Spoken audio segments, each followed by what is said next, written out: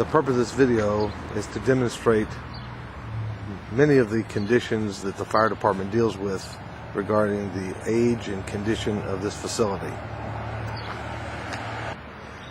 This building was constructed in the early 1950s, and the size of the fire apparatus that was used during those days was considerably smaller and of less weight than today's more modern equipment. As you can see, the overhead doors are approximately 9.5 to 10 feet, which restricts the size and the height of the vehicles that we can park in this portion of the building. It also limits us to purchasing vehicles that will only fit in this space that's allowed us. We're standing in the upper bay of this station, looking from the front to the rear. The depth of the bay is approximately 50 to 52 feet long, and the overall height is about 12 feet, with only a 10-foot clearance, which, like as I described, eliminates us from putting any fire apparatus in this portion of the building, and it restricts our purchasing to ambulances and EMS equipment that will only clear the low clearance of the overhead doors. Another concern we have with this facility is our ability to heat and to cool. As you can see, this building has several different heater and furnaces that work in conjunction with the heating of this building. This is one of the space heaters located in the upper bay section. Because of this concern, we're not able to be very efficient with the use of energy because of the design and the construction method of this building.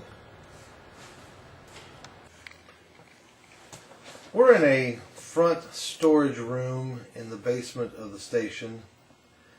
This wall that you're looking at is along the driveway that goes from street level to the lower bay.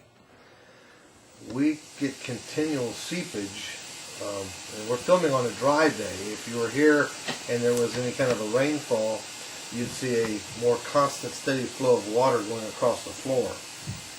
Once again, we've made numerous attempts to try to seal this area. Unsuccessfully, it's where the blacktop and the concrete meet along the side of the building. We're required to maintain records for numerous years as part of our obligation as a fire department, and we've built these racks so that we could keep everything off the floor. But space is a real issue here, and this is the best we could do. But this area here constantly has a damp floor. This facility has a shared easement with this driveway with our neighbor to the west. We share this driveway, and as you can see, he seems to be a collector of many things, and we're not quite sure just the value of some of them, but these are the things that we have to deal with on a daily basis. What we want to show you is the low spots and how this flooding occurs during a heavy rainstorm. Because of the low spot in front of the pumper bay door, all of the adjacent properties, all of their stormwater funnels to the lowest spot, which happens to be right in front of that pumper door. The water coming off of our neighbor's property to the west cascades over a wall at a very high rate of speed, and then the water comes down the driveway off the street level and gathers and collects in this lower location, which is what creates the flooding conditions that we have to deal with anytime there's a heavy rain. The township redid the driveway and put additional drains in to kind of help alleviate that problem, but they're not sufficient in size to handle the amount of water that this area can collect.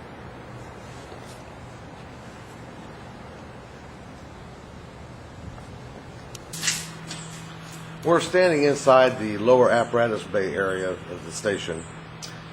We want to demonstrate the depth of this bay, and so you can see that it would not accommodate any type of aerial ladder truck device that would be assigned to this facility. A pumper and a heavy rescue are the two trucks that occupy the space area. As we mentioned before, we're still standing in the apparatus bay in front of the pumper We want you to note the water line on the wall at the bottom of the stairs outside the bunk room. As the firefighters ascend from the second floor area to this portion to mount on the apparatus for response, we encountered approximately 2 feet of water that had already gathered into this part of the building late one night. As you can see, the water line on the wall is right along the bottom of the staircase. This was the conditions that the firefighters found during the flood of July 2001, and it caused obviously some type of a delay in our response to weather-related emergencies in the area. We're still in the lower apparatus bay floor area, looking into the laundry room. As we mentioned earlier in the video, we talked about the flooding issue that occurs in this portion of the building after heavy rain. We've had to build up our laundry equipment up on cinder blocks approximately 1.5 feet high just to keep it out of harm's way in the event of a flood. We're now standing in the basement or the lower level of the building. It's just off of the lower apparatus bay area, and it is actually about 1.5 feet lower than the lower bay area. This area was totally destroyed after the flood of 2001. And what we want you to do is just visualize it's a combination space of dining room, kitchen, day room, and exercise facility. The station obviously has tremendous limitations in regards to the available space for all the different needs of a fire department. But if you'll view the video in this on the website that describes the flooding conditions that we had, you'll see this area was just totally wrecked as a result of the flood. There was about 2.5 feet of water in this area. It destroyed all the appliances, including the stove. The flooring and anything that was on the floor was totally destroyed.